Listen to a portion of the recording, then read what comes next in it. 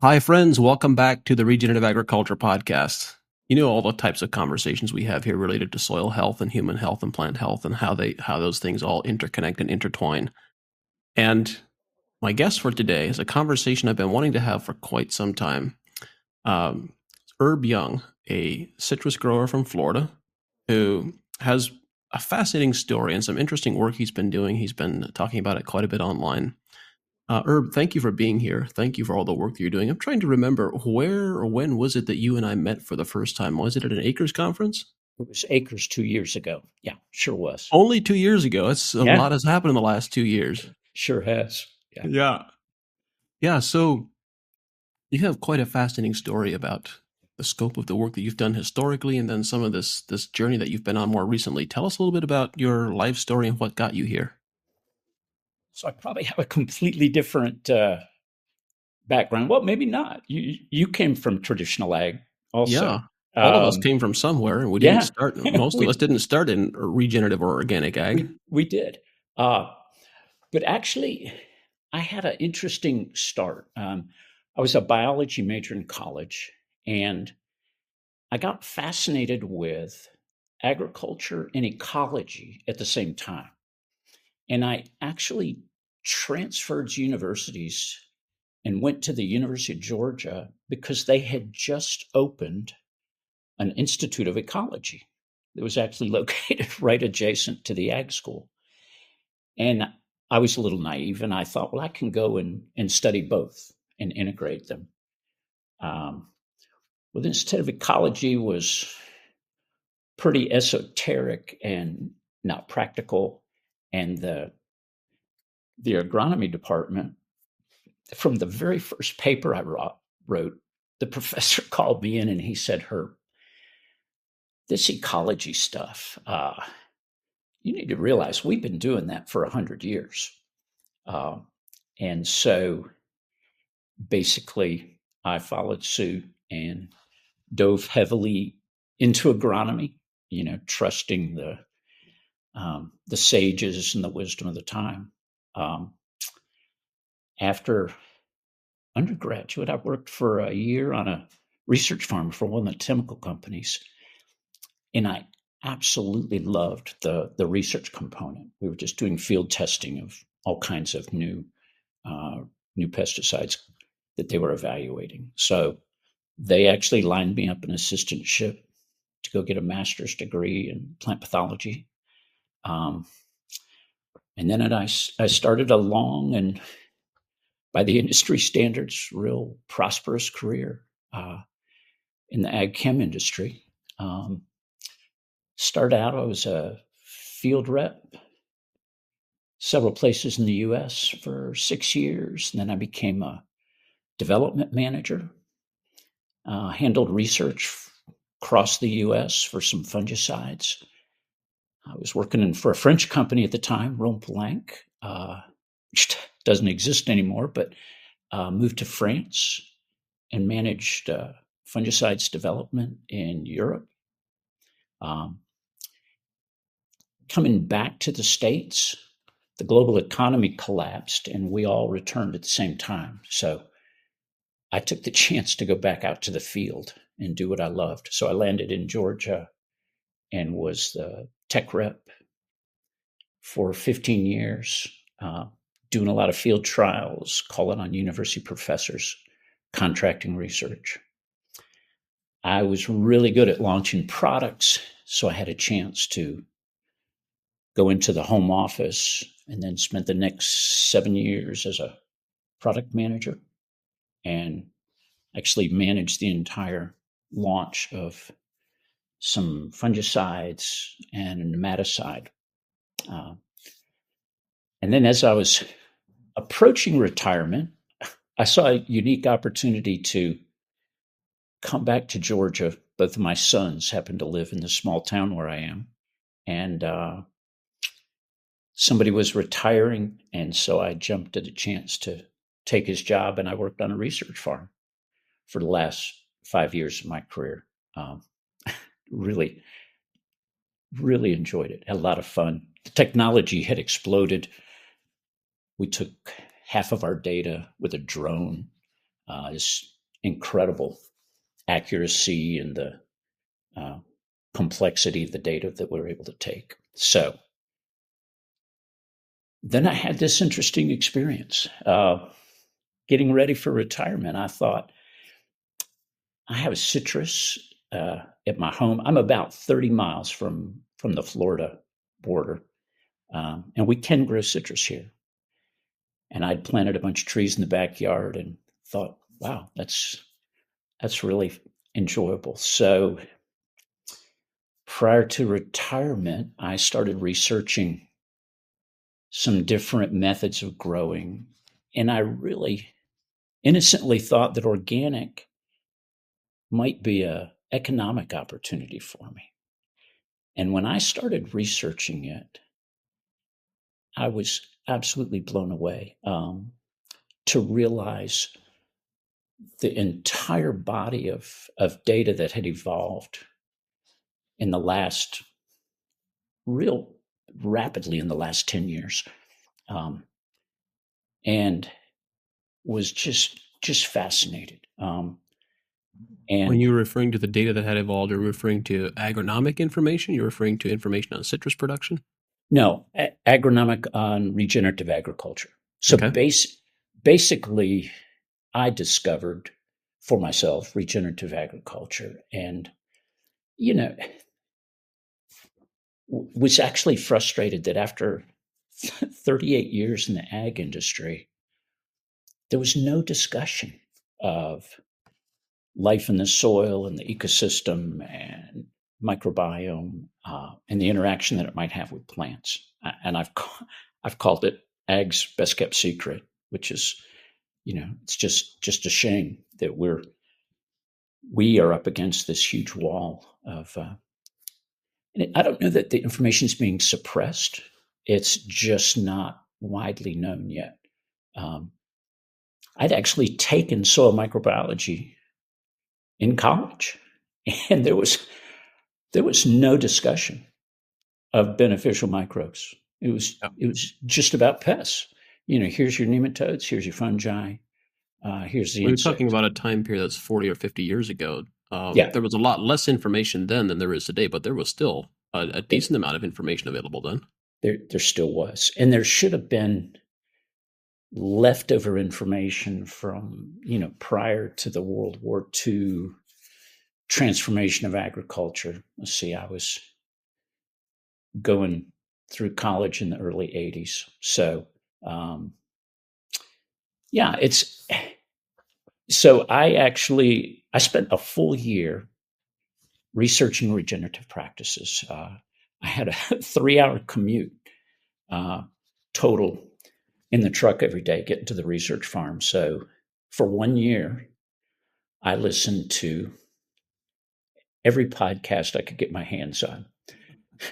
John Kemp, Elaine Ingham, Christine Jones, Graham Sate, Matt Powers, uh, you know, Nicole Masters. I listened to everybody and kept a notebook open all the time, filled up notebooks with information. So I was ready to, after a year of that, I was ready to plant a grove uh, completely regeneratively. So I actually started going to the nursery before my trees came, and I inoculated them, bacteria, mycorrhizae, uh, Wow. before they ever left the nursery. And so when they came to my farm, when they went in the hole, it was full of kelp, seaweed, fish hydrolysate, molasses, yeast. Uh, my survival rate, the nursery never heard of such good survival rate. I only think I lost a couple of trees out of 1,350 trees that I planted. So, uh, and then pretty quickly, there wasn't a huge amount of information, particularly in citrus, about how to grow either organically or regeneratively. And so, with every single challenge, I just put out a replicated research trial. Basically, ag chem industry had taught me how to prove things beyond a doubt. You design a good trial, you replicate it, you apply statistics. And so every question I had, that's what I did. So my little citrus grove became pretty much a research farm. And so that's what I spend a huge amount of my time taking data and doing trials and doing real specific different applications, trying new products. So that's What kind of brought me to today. what are some of the problems that you attempted to solve and to research their practical application to find solutions for? So one of the most practical was I absolutely wanted cover crops. I plant 10 species in the spring and then a different 10 species in the fall. Um, it seemed to me like if they were good, they should go trunk to trunk. And so it's hard to know in a perennial crop when to terminate, if to terminate. So I did a replicated trial. Uh, I mowed all the cover crops and threw the residue to the tree row, creating a nice mulch layer. I I mowed and threw the residue away from the tree, and then I left completely unmowed. And and then I take a lot of measurements. You can actually, when a tree is young, you can do a trunk diameter measurement very accurately, and throwing to the tree increase tree growth almost 10%, followed by throwing it away from the tree, and then followed after that by doing nothing. So that was just one of my. Well, I even started a bigger trial than that. Uh, Before I ever started, I contacted the soil DNA company and and applied for a grant and was given one basically to evaluate different treatments and see what the impact was on soil microbes. And so I set up a large trial, 135 trees, replicated strips uh, of regenerative, and then purely conventional. Uh, Conventional was bare ground, glyphosate, synthetic citrus blend of fertilizer, uh, all the pesticides that they might need. And then I had a kind of an in between treatment with all the organic practices like the regenerative, but it didn't have any added microbes. So uh, I was able to follow that for 4 years and monitor the soil microbial changes over that 4 year time. That was really a fascinating approach to be able to watch what's going on below ground and be able to put numbers to it. You can actually quantify those populations. Did you also did you have a for some reason I'm thinking I'm seeming to recall that you also had a third treatment. Maybe this was a different trial. You had a third treatment with where you were adding biology and adding inoculants as well. I did, yeah. So that was the third. Was I called it regenerative? So it was purely organic, and then added inoculants, both bacterial and mycorrhizae. Yeah. Um, and it's interesting when you add inoculants and then you assay the soil with DNA, you find out which ones take and which ones didn't. Um, if they could be detected, I mean, there's probably some weaknesses in the whole system, but I found mycorrhizae have been a real challenge. I've tried 4 different brands, and I've not picked up any uh, take from the inoculants that I've made that have become resident and populated in my Is grove is this just with the DNA analysis? with the DNA. Yeah, Yeah. yeah. I think actually detecting mycorrhizae, well, they can detect their presence, but not the degree of colonization. So there are some other tools that I think have been developed, but that need to be commercialized to make mycorrhizal colonization measurement a lot easier. Yeah, I'd love to have that follow up conversation with you. In fact, actually, for all of our listeners, if you want to have that discussion, please reach out to our team at AEA. We're developing a microbiome lab where we expect to be able to measure that very easily and in a straightforward manner in the future. That would be fantastic. Yeah. And then I've done quite a few other trials. Citrus leaf miner is always a problem for us. So the University of Georgia entomologist has come down, and we've run a trial looking for an organic solution to citrus leaf miner, which is devastating on young trees. But you completely lose a flush of leaves. Leaf miner just lays its eggs on barely emerging new leaves, and the larvae tunnels in the leaf and pretty well destroys it. It doesn't drop the leaf, but it turns black, and it's pretty much non-functional. So we did that for 3 years, searching for an organic program that would even compare a little bit with the commercial conventional programs. And then I've done some compost tea studies, and got a USDA SARE grant to look at 5 different composts. Have a nice replicated trial with that. Kind of strange results from compost evaluations.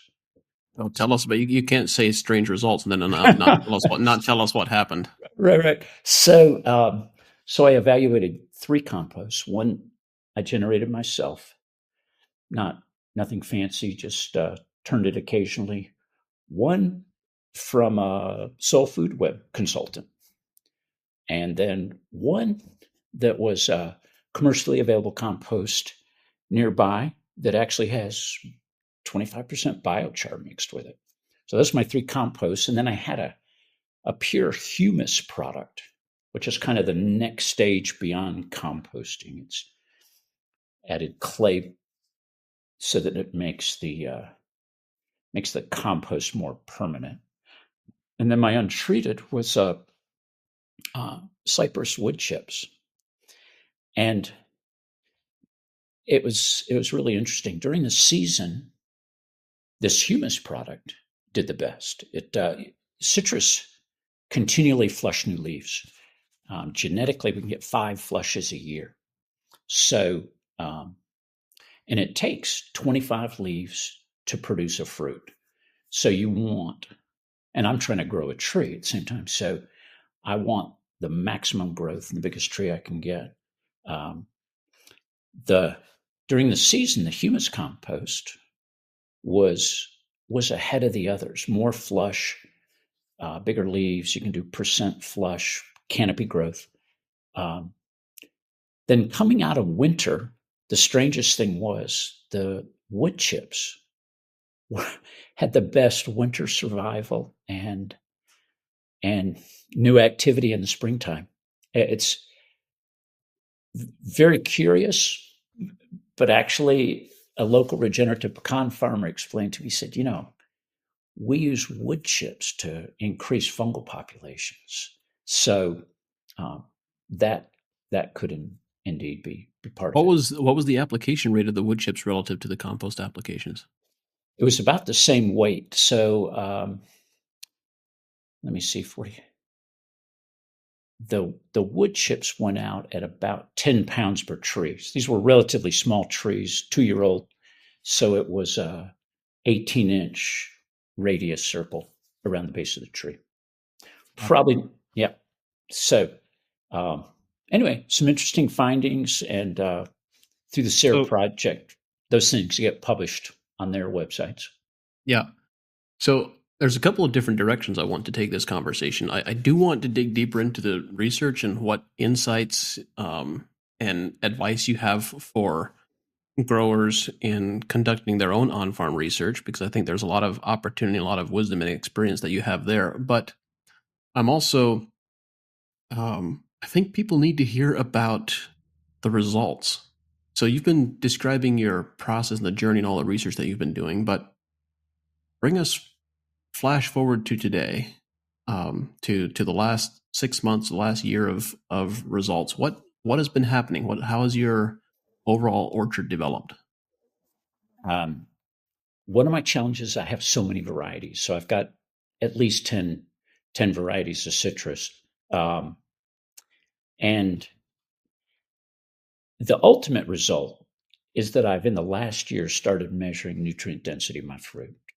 And that's that's a lengthy discussion. We may save that for a minute. During the growth of the trees, uh, one of the variety that I chose to be in the big study with the soil DNA evaluation was probably my most difficult variety. It's called a Shiranui. It's known as a sumo in California, and I'd been warned that it has real particular nutritional needs. So um, I did some sap testing and tried to follow the deficiencies, but to be honest, really not enough. So the the regenerative trees in that case um, suffered. It probably a lot of competition from cover crops.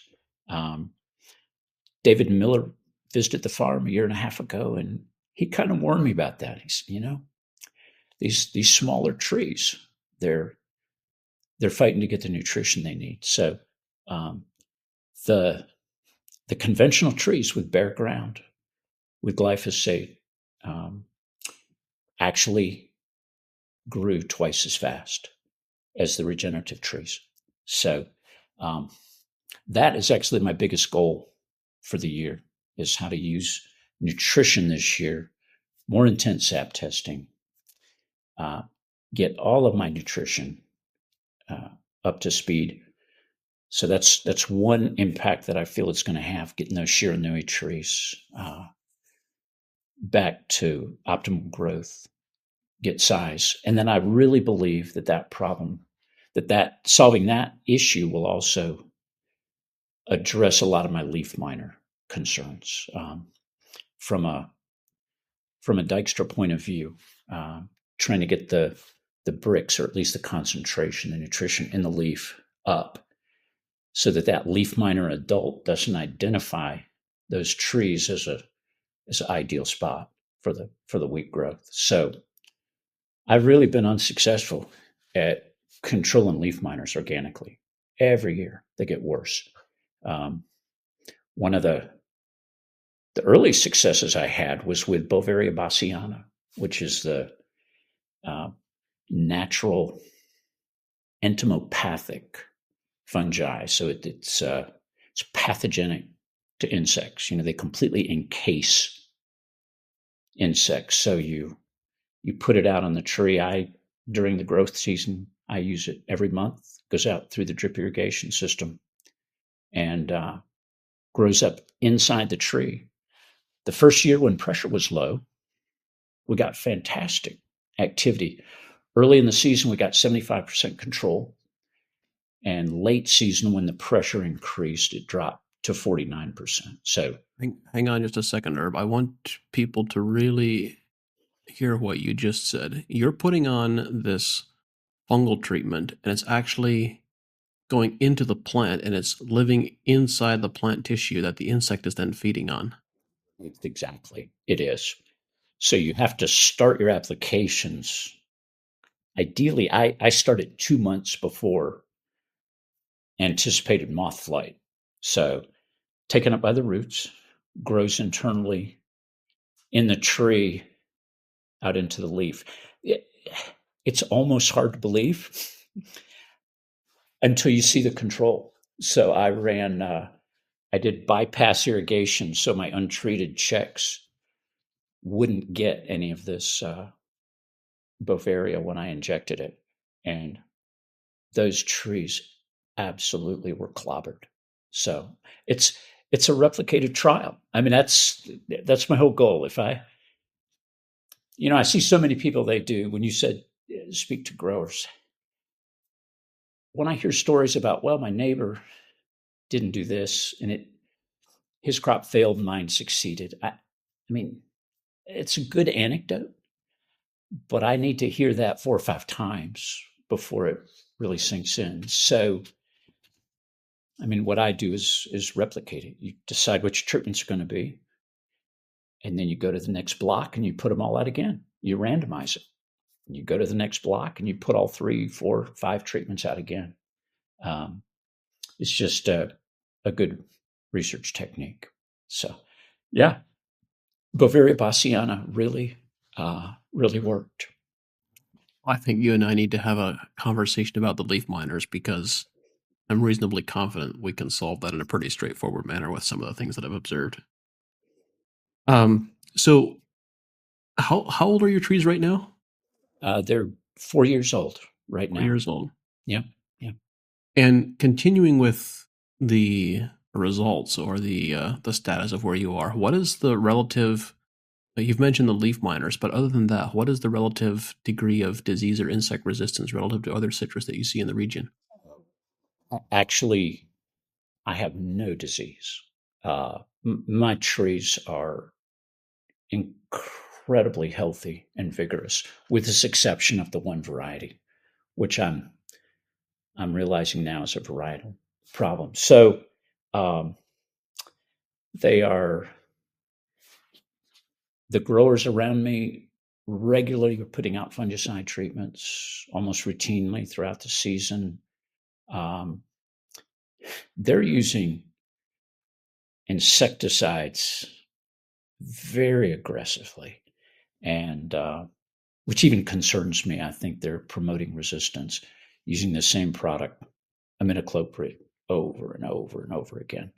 Uh, Controls leaf miner, but when they get resistance, it'll be a sad day. Um, so I really have, other than the leaf miner is my problem, and I attribute part of that is because it's an invasive insect. It's only been in the U.S. I think 12 years. There's no natural enemies. Um, and besides that, it lays its egg on the immature leaf, which probably hasn't gained the full Yep. titer of nutrients. So if we're Yep. basing it on the bricks concept, um, that leaf that's only been emerged for a week probably isn't. It's still pale light green, and It's that's where still a the eggs sugar go. sink at that point, not a sugar source. Yeah. Yep. So, um, which is, you know, why the insect maybe lays its eggs there. So, trying to overcome that challenge with nutrition is a huge goal because the organic insecticide programs are tremendously expensive.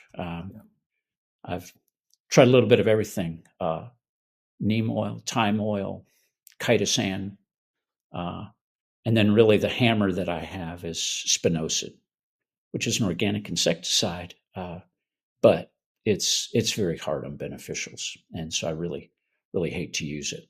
And it is incredibly expensive. Probably would cost more than getting the nutrition programs up to where they need to be.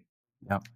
So Yeah. So one of the it's been a lot of fun, Herb, to watch your posts on LinkedIn just become increasingly popular. Lots of people are paying attention, and you do such an awesome job of telling the story of what it is that you're observing from a flavor perspective, a color perspective. I still remember, I don't know, it was a year ago, man, probably 2 years ago, when I saw the first photo that you shared of two containers of orange juice that had radically different. They were in completely different locations on the color chart, on the color spectrum. They didn't even appear to resemble each other. no, And that was such a great.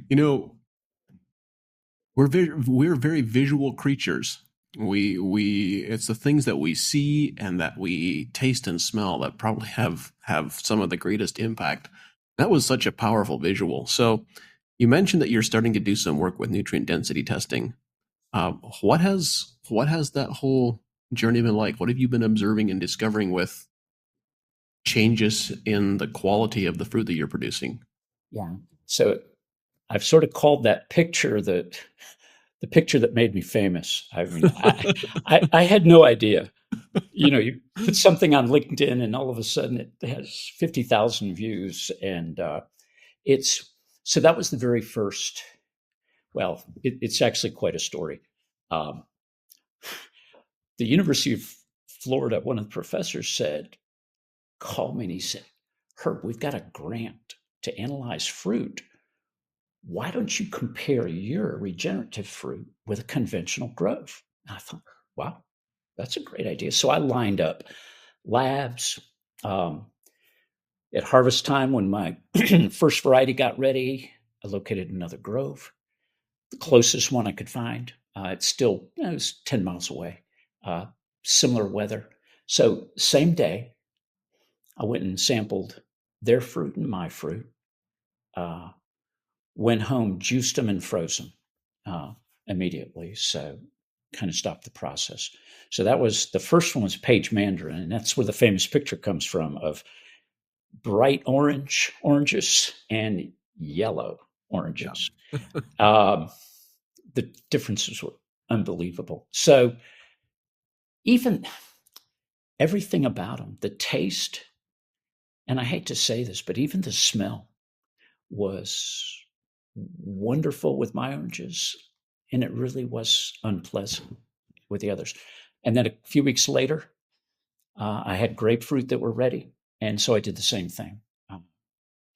Sampled my pink frost grapefruit, found another grove that had pink frost that was purely conventional, bare ground, synthetic fertilizer, lots of pesticides. And I mean lots. These are, in Georgia, most of our citrus growers were conventional, either vegetable farmers, pecan growers, even row crop farmers. And so there's no hesitation. All the pesticides are used preventatively, they're just on a weekly or biweekly schedule. So time went on and months, and finally the university admitted to me their grant fell through and they had no funding to analyze these samples.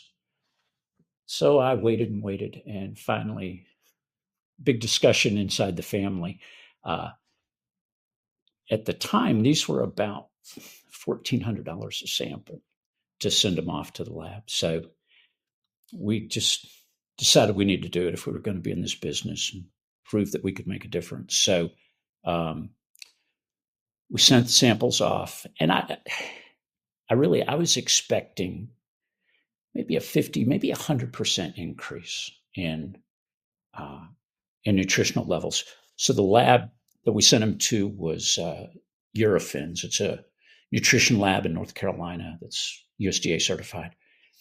They analyzed 26 different nutrients, 9 flavonoids, 11 carotenoids, and 5 or 6 vitamins. Um, when I got the results back, it was absolutely unbelievable. It's complicated data to analyze. A lot of the conventional fruit were completely missing, especially flavonoids. There were 4 flavonoids that were not even present of the 9. They were in my fruit and they're missing in conventional fruit. But uh, so it's hard to analyze that data that's got a bunch of zeros in it. But I gave them benefit of the doubt and said, well, maybe they had the minimum detectable levels.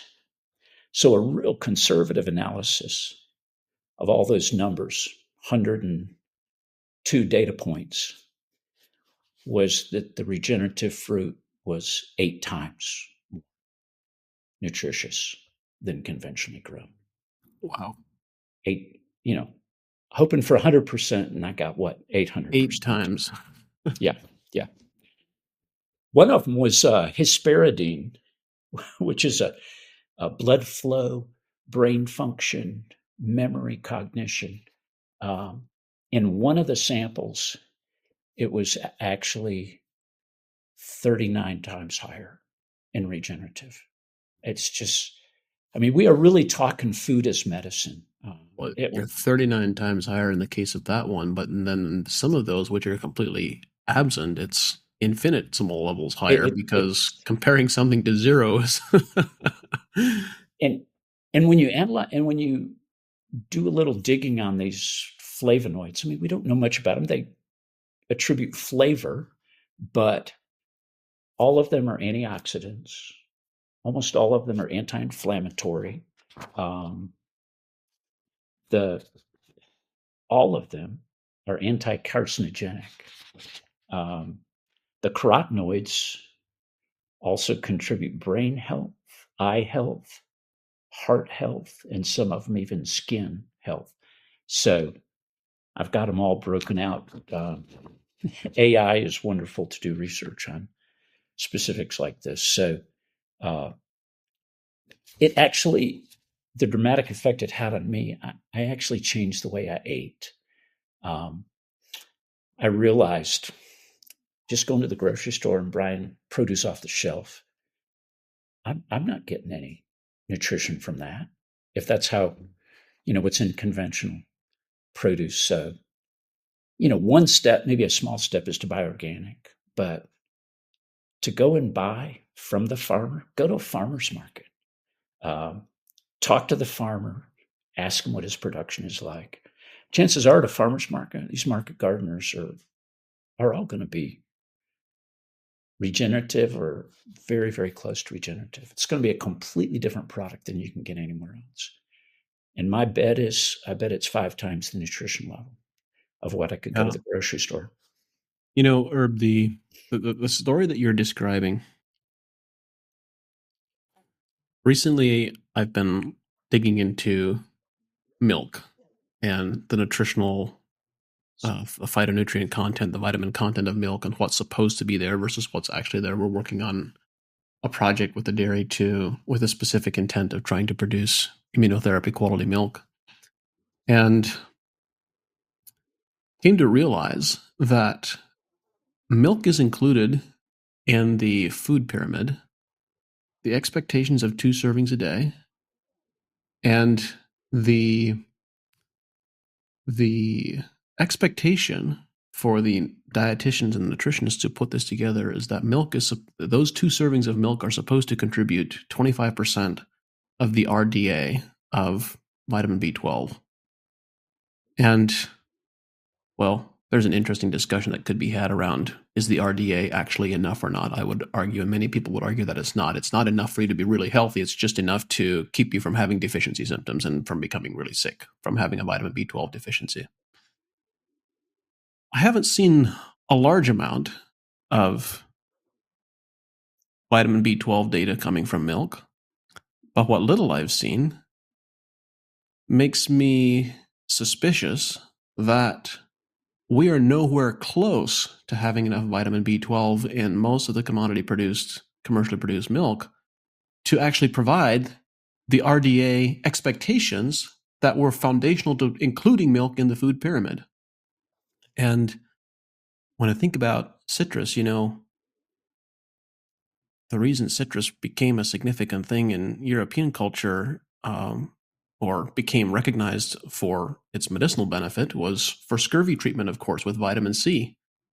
And it wasn't your data, it was someone else recently. I don't remember where I read this or saw this, but they were describing how they were measuring citrus off the store shelf and they were finding non-detectable levels of vitamin C.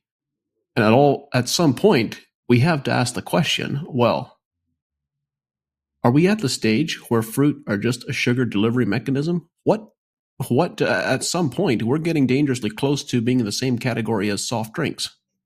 Yeah. And that might seem like an extreme statement, but if we're losing all of these antioxidants and all these bioflavonoids, and we just have fruit that is a carbohydrate delivery mechanism, then we have to ask what we're doing to ourselves.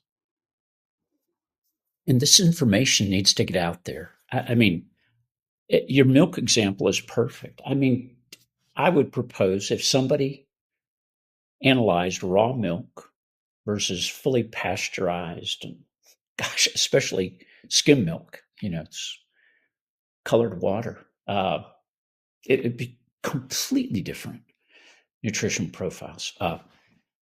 The obstacle that I ran into was the cost of doing this analysis. And so I actually have been given a grant by Kiss the Ground to continue doing nutrient analysis, which I'm really excited about. And so I'm searching for some alternative labs that could do nutrient analysis and make it available to everybody. And to my delight, surprise, the lab that we use with AEA, Apical, has a brand new program that they're doing crop nutrition analysis. Um, I think that's for $85 or $100. So can you imagine to be able to compare your product versus even another field that's grown in a different method or to somebody else's produce of the same that would be identical? Try to match them exactly, or even find in the grocery store. Um, that kind of information needs to get out there. It's the absolute reason and the justification for going the extra mile to find regenerative products, and the justification for paying the premium price for them, which it is expensive to grow this way. I found that out. Labor is a lot higher. The nutritional uh, expenses can be higher. They're just more complex too, doing continued analysis. So it's an expensive way to grow. It's justified in asking for more. But if the nutrition is 5 times more or 8 times more, well, that produce is worth a lot more. Well, I think foundationally, for us as farmers and growers, we've done exactly what government policy directed us to do. And I'm speaking very broadly, collectively here, but for the last 7 or 8 decades, we have had a cheap food policy at the federal level. And so what have we done? We've focused on improving yields, driving yields, and we've produced large quantities of empty calories, which is exactly what we've been incentivized to do. And from my perspective, what we really need is we need a national, first, we need a food security, food sovereignty policy. We're importing tremendous amounts of fresh fruits and vegetables right now, which are not held to the same production standards from a pesticide use perspective and so forth as we are here. Sure. That's something we should be considering. But right now, in this moment, there is all of this conversation around um, the impact of agriculture on health from a presence of toxins perspective, from a presence of pesticides perspective, presence of pesticide residues. But what we really need to be talking about, the next stage of this conversation, is the absence of nutritional value. Absolutely. If we really want to reverse degenerative illnesses on scale, agriculture is in a unique opportunity because we have the capacity to produce food that can prevent degenerative illnesses. And that's not something that the medical system is set up to accommodate or to accomplish. They're not in the disease prevention business. And so this is an opportunity, I think, for us to engage in a conversation at the federal policy level to say, actually, instead of a cheap food policy, we need a quality food policy. Absolutely. Yeah. I call it hollow food. I mean, we are generating food with very little nutritional value. Uh, and to look at what these citrus is so interesting. It has 90 flavonoids.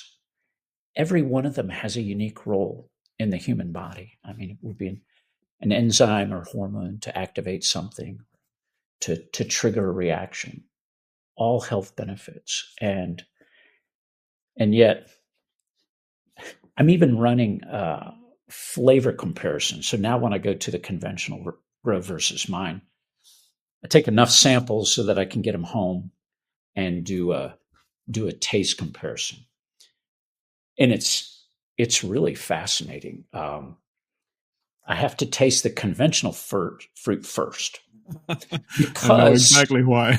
because I tasted grapefruit's what I've done recently, and I tasted it's the same variety, and I go yeah, it tastes good, tastes like grapefruit. It's got that nice tangy taste, and then I taste my fruit, wow, boom, it goes right up through the top of your head. And I've been told that it's actually the flavor is passing through your sinuses and you feel like it's coming off the top of your head. And then the fascinating thing, if I then go back to taste the conventional slice of grapefruit after the flavor has been in my mouth of my regenerative, I can't taste anything. Yep.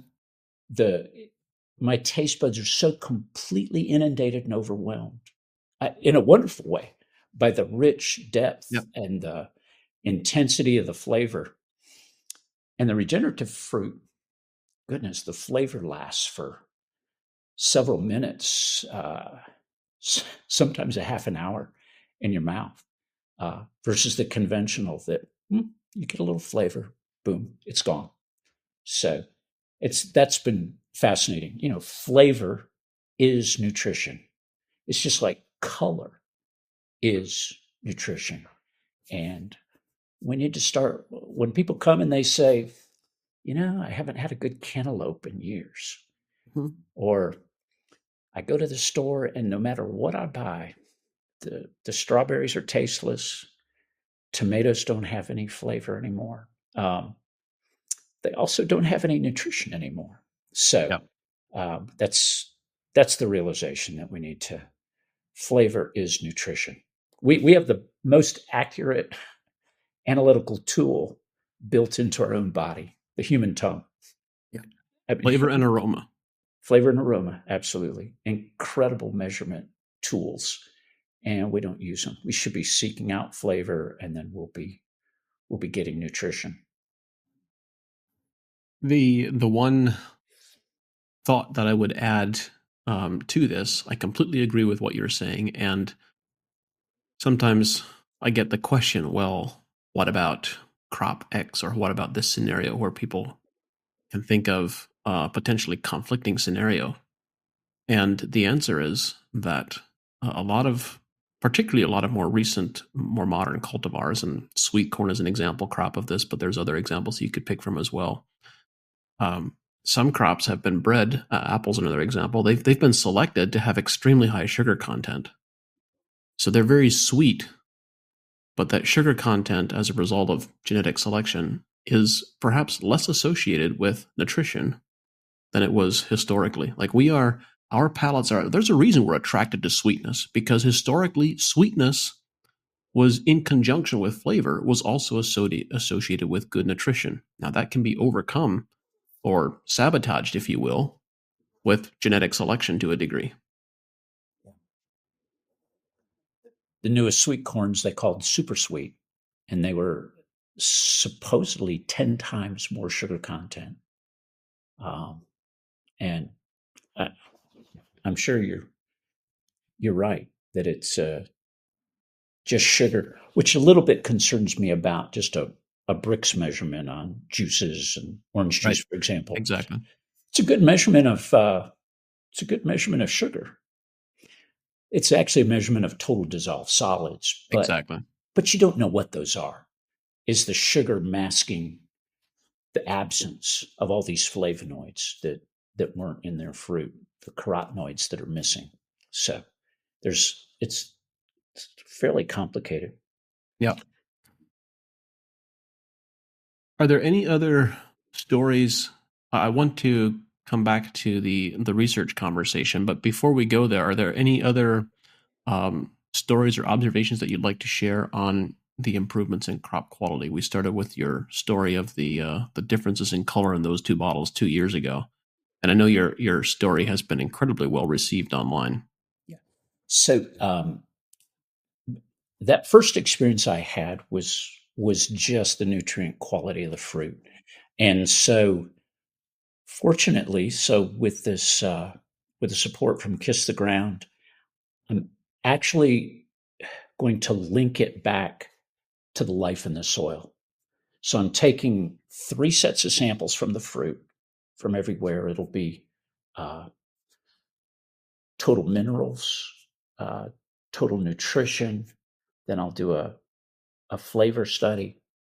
And then I've taken 3 different samples from the soil also. So I'm going to do a Haney soil health, which will give me a microbial respiration.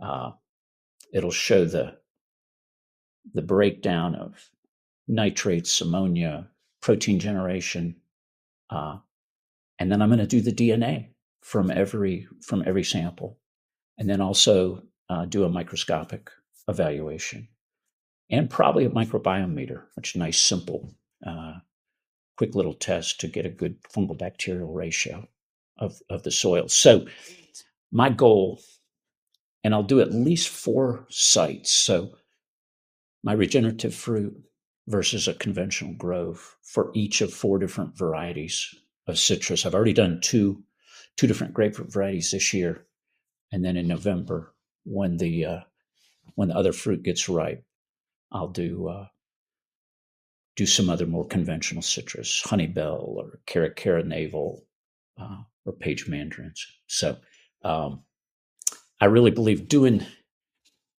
It's hard to do studies credibly that where the locations are separated, but there's no way to do organic research. As soon as I have a conventional block in my grove, it violates my organic certification and I lose certification. So that was the challenge in doing. It's been an absolute fit having a conventional treatment in my grove and getting around that to get organic certification. So it actually requires me to go to another grove. So by doing 4 different locations, I think that'll be essentially the replications that I'm looking for. Um, the tree health is is fantastic. One of the examples that I really attribute to all the AEA products. I mean, that's pretty much in my nutrition program. I do a SAP analysis, and I really like the separate products. I'm always a little deficient copper, iron, zinc, boron, uh, and always calcium. So I fertilize intensely. I fertilize every 2 weeks. It's feed the microbes, then feed the tree. Feed the microbes, feed the tree. So in citrus, every tree has a beautiful microjet underneath the tree, shoots out 6 foot radius in all directions. So I mean, it's perfect area where the microbes would be. That's the root system. So I can put everything: fish hydrolysate, uh, kill C-stem, uh, rejuvenate, all the carbon-based products, humicarb, all that goes out through the drip. Um, and and then I come back 2 weeks later and do the foliars. So that's based purely on the SAP test. So again, and I do that full season. Our growth is from 1st of March into October, and so I'm fertilizing every 2 weeks during that time period. Some of the exciting visuals are, which you all talk about frequently, the size of the leaf.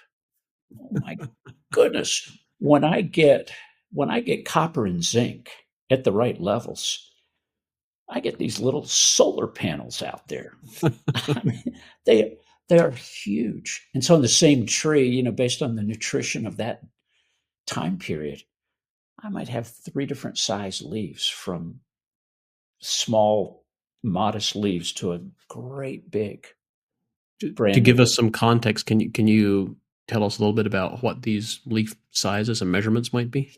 Yeah, so typical leaf is going to be 3 inches long, inch and a half wide. Um, a good leaf to me is 8 inches long, 3 or 4 inches wide. Wow. It's easily 3 times the size. It might be 4 times the size.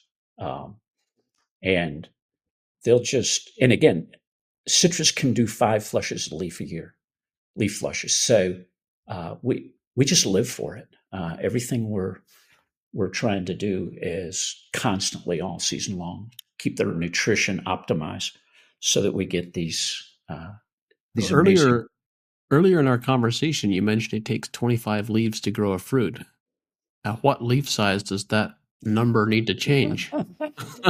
Yeah, maybe maybe it only takes 5 of my big leaves, my my solar panel leaves. It may not take. It's kind of a good rule of thumb that the university has, and that's the sad thing. You know, I think everybody's kind of become aware that Florida is literally losing its citrus industry. Production is down 80%. Most of the packing houses have closed.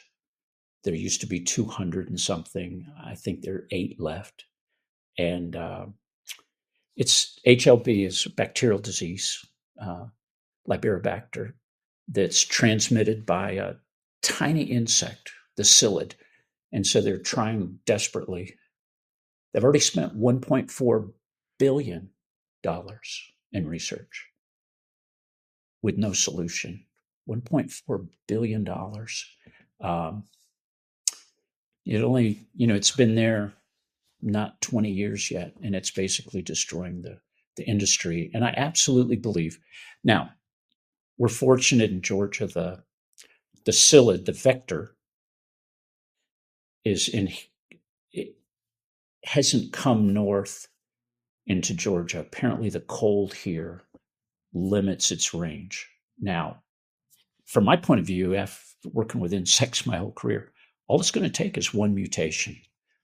All we need is a couple of psyllids that are a little tough, that like the cold, and they're going to be in Georgia, and they're going to bring HOB with them. And so my whole theory and contention right now is I want the absolute healthiest trees that when the disease does come, and I think it's inevitable, that that my trees will be able to withstand it. Even down in Florida, when they find wild trees in the woods, Benny McLean did a great job of explaining that they'll find a wild tree that is just growing naturally, microbial health, tree health, and they're infected by HLB. Right, HLB is there, but it's not No, decimating the tree. no symptoms. So it takes 4 or 5 years for it to kill a tree, and so we hope the whole industry that we've gotten ahead of that. But I really sincerely believe that growing them regeneratively, and I really believe it's the solution for Florida. And I know you all are working aggressively down there to try to help that, Yeah.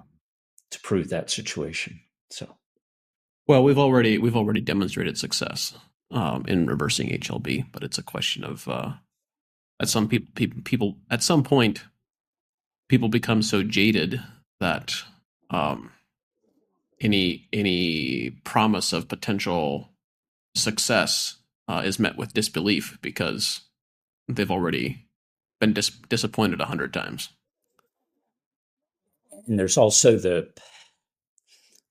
you all bring it up frequently that uh, big corporations have big research dollars, and that's what I spent my career involved in. I had unlimited resources to fund research projects, and that's where what the university research is being done on. Um, I heard absolutely the most disappointing statement a week ago in the revealed by there's a podcast for all the citrus growers in Florida. They said they were going to put the BT gene in citrus. Well, the BT gene has gone into all these row crops. Within 2 to 3 years, they start to get resistance, and they have to Yep. put in a second BT gene. Yep. And then they get resistance, and they have to put in a third one. So Yep. with citrus, it's going to take 10 years to ingress that gene, breed it back to the parent. Citrus, at least right now, has a claim to fame. It's non-GMO. Well, then we'll have Right. GMO citrus. It'll take 10 years, and no idea how long it'll last. 2, 3, 4 years, maybe. Yeah. It's just disappointing that they're even considering that. So, Yeah. So with your experience on running lots of different research plots and replications, um, the recurring refrain very justifiably from many growers, is that they don't have the bandwidth, they don't have the resources to run research plots. And then the conversation will flip and they say, well, I don't believe the data from using this microbial inoculant X, Y, or Z, or whatever biostimulant product they're considering. I don't believe the data that was developed 30 miles away from home or 10 miles away from home. I need to know exactly how it works here on my farm. So I need to be able to evaluate it. And so there's this constant tension between these 2 points, and figuring out how to collect farm level data that is valuable and is useful, and at the same time doesn't take a tremendous amount of time and energy and resources as well. There are so many really good tools now that are inexpensive, and my favorite is a penetrometer. It's basically a steel rod with a pressure gauge connected to the top, and you put 200 pounds of pressure, and you see how far it'll go into the soil. And it's an instantaneous evaluation of how good your soil is. Between the drive middles in my grove, the natural soil, it'll go in 4 to 5 inches. When I go over in the tree row and I just put a light pressure on it, it sinks all the way to the handles, 30, 36 inches. It's unbelievable. By applying mulch and all those cover crop roots, all the microbes, the tree roots, the ground in the rows is actually spongy. When you walk across the row perpendicular, you go up 2 inches, and the Wow. ground underneath your feet is spongy. You can feel the give. The water penetration, it's what Gabe Brown talks about. I mean, it can rain all you want. It's going straight down. I've got soil moisture probes. I can watch it. They report every hour. I can see it go straight down through the profile down to 24. I've got one that goes down to 48 inches. You can see it go right back to the subsoil. Um, those are exciting things. And recently, I just discovered an EC meter. It's a tiny little probe that's for electrical conductivity, and they call it the heartbeat of the soil. So microbes obviously have electrical Mhm. charge, just Yep. all living organisms do. And so you take the probe and you slowly slip it into the soil, and it goes, as you go down, it's 2, 3, 4, 5, 6, 7, and that's you want to 5, 6, 7 is just a perfect, highly active. You can get too much electrical charge over 1, but it's such an easy measurement to take. And I was in a strawberry field 2 weeks ago, and the guy said, I was treating my strawberries. We were putting out an algae trial, and he said when I got to the last 6 beds, I ran out of fumigant. So they fumigate strawberries, lay plastic over the fumigation, and it basically annihilates everything. Kills all microbes, but they do it to kill the weed seed. So I thought, wow, this is an interesting opportunity. Ran and got my EC meter. I put it into the bed that had been fumigated, and it went to 2 and then to 3, which is not anything to be excited about. And then I literally, without getting up, turned around and pushed it into the bed behind me. And with no fumigation, it immediately went to 6 and 7. I mean, it's an absolute measurement of life in the soil. That's an exciting, easy thing to do. I think you said it a little while ago. Seeing is believing. Um, every grower needs to. Tests aren't complicated. I used to do 10-acre peanut tests, and with a tractor sprayer, and you get some colored flags, and you make a strip with whatever this spray is going to be. Inoculant could be your nutritional spray. Uh, Drop a colored flag, skip a pass, and then do it coming back. and skip a pass. And then when you get your other product or an untreated, and then you come back 2 weeks later and 4 weeks later, you'll have stripes in your field of different things. And seeing is believing. Once you've seen that kind of result, I've actually peanuts were amazing. We used to test for nematode control, and when you turn over the peanuts, you dig them like potatoes, and you turn the plant upside down. And where we had no control, the row of peanuts all the way through the field, hundreds of yards, was black.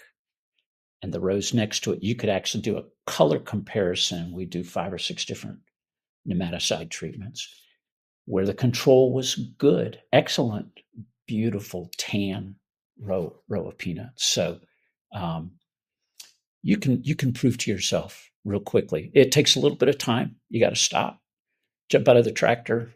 I was spraying for one of your concoctions for freeze protection. I mixed kelp with silicone and boron.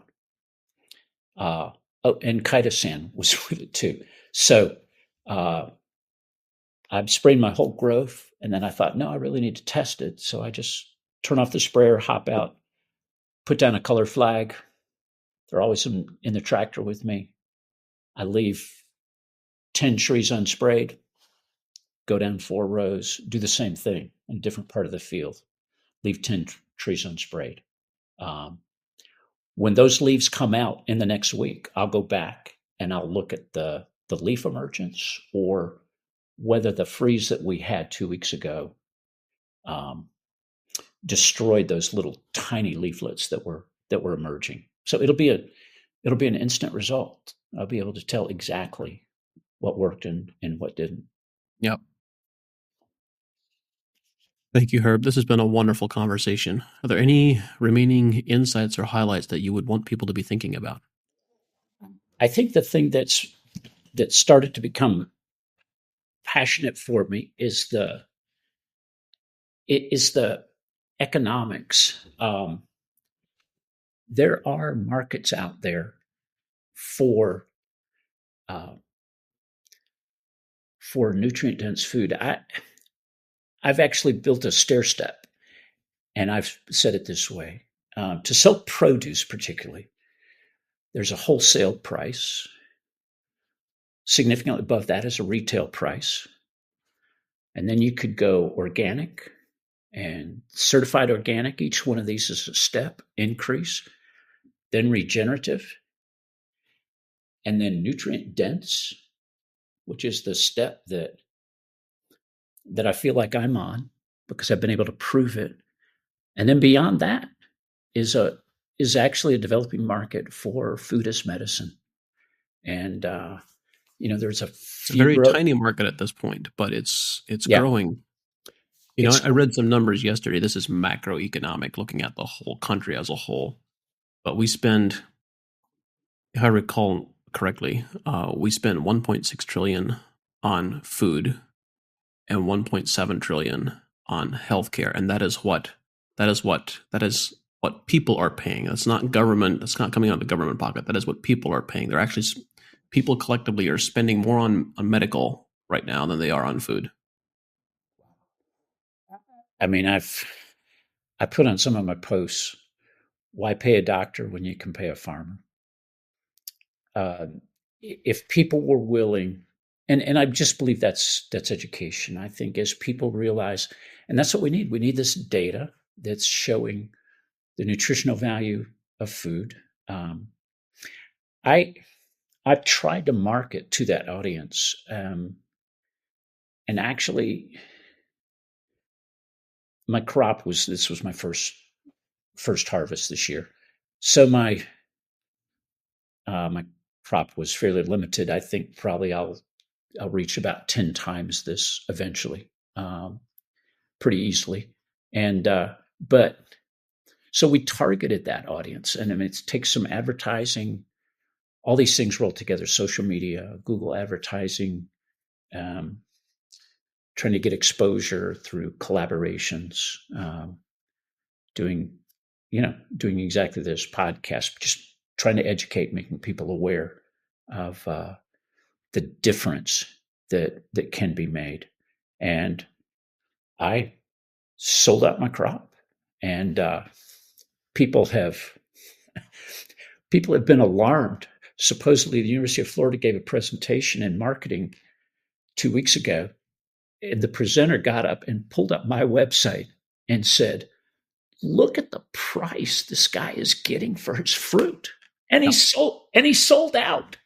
I At, sold all of it. at I ten sold. dollars a pound, right? That's kind of the the top end, which all the marketing costs were over half of that. So it takes that to reach that audience. Now, when my volume gets up and the market develops, the cost of all of this will come down dramatically. Um, but so, you know, I may net a fraction of that, but it's still, it makes doing it regeneratively very financially justifiable, even though it's more Well, complicated, more time consuming. I'm intrigued. The professor that was using you as a case example. What was the reaction? What was the framing or the tone of that conversation? I would have loved to have been there. I'm sure it was disbelief that that there's any. I mean, I shipped my fruit as boxes, 6, 12, and 24-pound boxes. Um, I shipped to 36 states. I mean, people from all over the country. I don't even really know how they found it. And I started out with free shipping, and then I found out, wow, it costs a lot to ship to Washington, Oregon, Utah. Uh, so, uh, but it's been really exciting. A lot of the people interested in nutrition have been real excited uh, to to get it. So you sold out. How many people complained about the price? I think only one, and that was a mother that said, "I would so dearly love to have you nutritious food for my children, but I'm on a really tight budget." Yeah, Um, yeah, one out of 800. yeah. 800 customers. So that's that's pretty good. Well, Herb, I want to say thank you. Thank you for all the work that you're doing. Thank you for all of your research and your homework and everything that you're sharing with people, for all of your innovation. Thank you for being here, being willing to share your wisdom and experience. And thank you also for the gift of some of the fruit that you gave us when we connected recently at a seminar. Um, it has been an absolute pleasure. And I wish you lots of success going forward. Thank you much. And what you're doing in this communicating is probably the strongest voice that we've got in the industry. And everybody listening to this appreciates what you've done. I I think sacrificially to put yourself out there, and we all need to bond together and try to make this change and turn this around. So, thank you. The team at AEA and I are dedicated to bringing this show to you because we believe that knowledge and information is the foundation of successful regenerative systems. At AEA, we believe that growing better quality food and making more money from your crops is possible. And since 2006, we've worked with leading professional growers to help them do just that. At AEA, we don't guess, we test, we analyze, and we provide recommendations based on scientific data, knowledge, and experience. We've developed products that are uniquely positioned to help growers make more money with regenerative agriculture. If you are a professional grower who believes in testing instead of guessing, someone who believes in a better, more regenerative way to grow, visit advancingecoag.com and contact us to see if AEA is right for you.